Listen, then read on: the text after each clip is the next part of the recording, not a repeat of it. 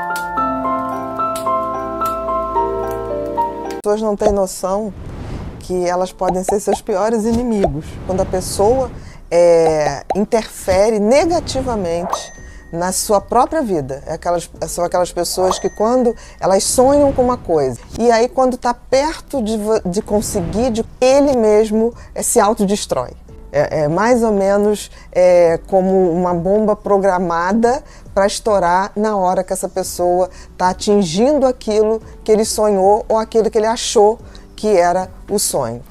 Como é que a gente se valida? Que valor a gente dá a gente? Eu não posso te validar ou dar valor a uma característica sua. Porque na autoestima, auto é da própria pessoa. Você tem que se dar esses valores e isso tem que ser de base para que você se sinta bem e possa exercer esse valor no mundo. A pessoa não se vê como ela é. Existe ser humano perfeito? Não existe ser humano perfeito. A grande questão é a gente aceitar isso. Porque eu vejo que as pessoas que têm baixa autoestima, elas acham que nada é mutável, ou seja, elas são ruins e nada vai mudar aquilo. Tem autoestima que se construa em cima de coisas que não sejam verdadeiras, que é a essência da gente e os talentos e os dons que a gente já veio para cá. Senão a gente está aqui para evoluir. E evoluir através dos nossos talentos. Se você não faz isso, você nem cumpre a função que a vida te dá. E se você se perdeu no meio do caminho, tem uma hora que você vai resgatar essa criança e lá já existiu o teu talento essencial. A culpa é um sentimento que vem da percepção que você falhou com alguém ou com você mesmo, ou que você imagine que o outro achou que você falhou. Então, assim, a culpa está sempre relacionada a algo do passado, né? Porque é algo que você deixou de fazer ou fez e se arrependeu. Agora, tem gente que sente culpa daquilo que nem fez, que são as pessoas que têm um pensamento, levam tão a sério o pensamento que esquece que pensamento não é ação. Eu posso me arrepender do que eu fiz, mas eu não posso me arrepender do que eu pensei, né? Senão a gente, por exemplo, eu seria uma criminosa se um dia eu pensasse, tipo assim, eu queria acabar com aquela pessoa. Você, no momento de raiva, pode ter um pensamento desse tipo em relação a alguém, mas se você não fez, você não tem como sentir culpa. A gente tem que entender que pensamento, nós não somos o que pensamos, nós somos o que fazemos. Porque eu vejo muita gente sofrer com seus pensamentos. Pensamento é uma função cerebral, mas nós somos mais do que um pensamento, nós somos mais do que nós pensamos. Tanto é que você pode, de fora, ver os seus pensamentos. Então, a gente tem que começar a entender que nem todo pensamento traduz o que a gente é. Nós não somos o que pensamos. Seguinte, quem tem muita culpa, em geral, são pessoas que têm muito medo de errar. E eu acho que se você erra na vida, e todos nós vamos errar, o que vai dar diferença se eu vou ter culpa ou não é a intenção que você tinha em agir.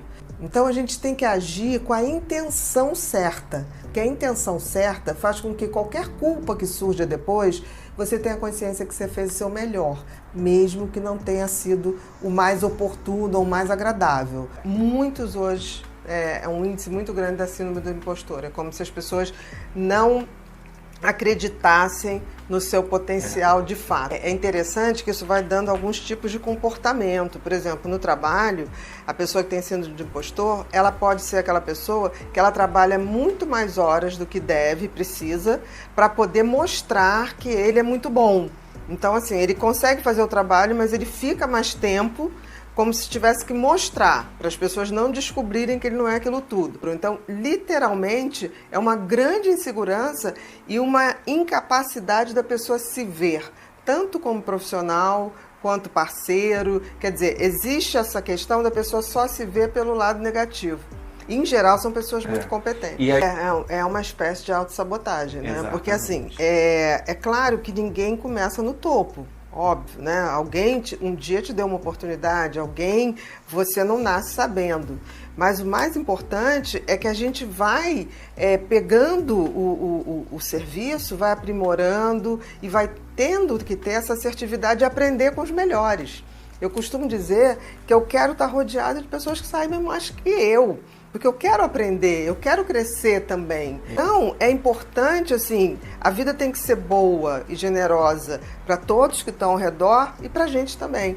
Então, assim, eu não tenho o menor problema de falar o que eu acho, de colocar, porque todas as vezes que eu dou uma dica ou faço uma observação, não é nada nunca pessoal, é para o ganho coletivo. Porque isso pode ser, ou essa pessoa teve uma educação que super valorizou seus defeitos, ou essa pessoa tem uma personalidade mais dependente, essa pessoa tem uma dificuldade de enfrentamento, né? Ou então tem níveis de ansiedade muito elevados, que é o medo de enfrentar, seja como for, tá jogando contra. São pessoas que estão dando tiro no pé.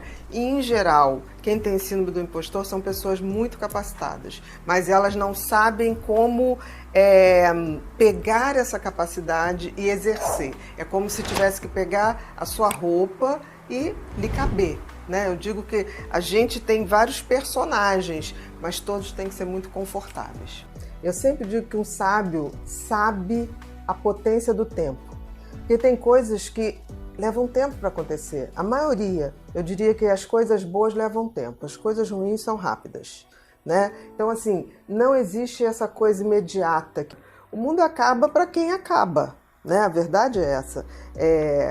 O que não pode ocorrer é a gente transformar a nossa vida, que é curta, em algo pequeno ou medíocre. Isso não tem a ver. Então, sabedoria, eu diria que é você ter a capacidade de entender o seu papel, o papel do ser humano no universo. E qual o papel do ser humano no universo? É agregar à sua vivência valores, virtudes. O que é virtude? É você praticar os valores. E sabedoria. A sabedoria que vai me dar o entendimento do meu tempo, das coisas que precisam amadurecer, daquilo que eu não posso fazer hoje, o que eu planto para colher amanhã. Então, a sabedoria vem com o tempo.